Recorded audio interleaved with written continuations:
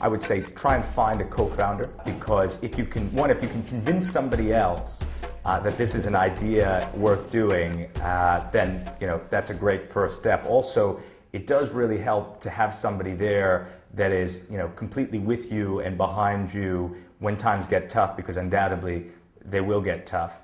Be very careful in the amount of money that you raise, because most likely it's not going to be enough. And I know everybody says this, but you tend to be very optimistic about things like sales when you're a little bit younger. So those are two main things that I think I've learned. Okay, my top tips: go it alone. Don't get a co-founder. No, obviously not.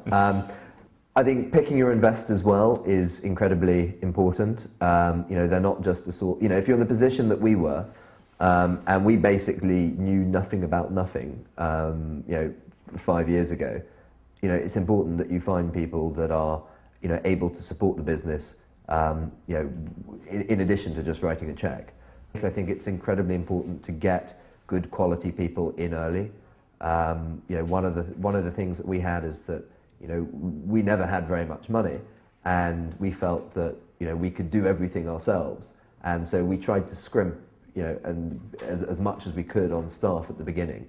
And as soon as you bring in really sort of top quality people, it makes a difference. I think for your own selfish purposes as well, if you want to be able to get out of a business, it's important that you've, that there's a degree of, succession planning. Thinking ahead in terms of beginning with the end in mind in the relationship that you structure with your investors and yourselves is a really good thing to do. And to really think about what's going to be required for the business to get from where you are in the initial point to actually being, exit in some sense. And a lot of times, if you really think about it, it's going to take a lot more than you think in terms of investment, in terms of people, etc.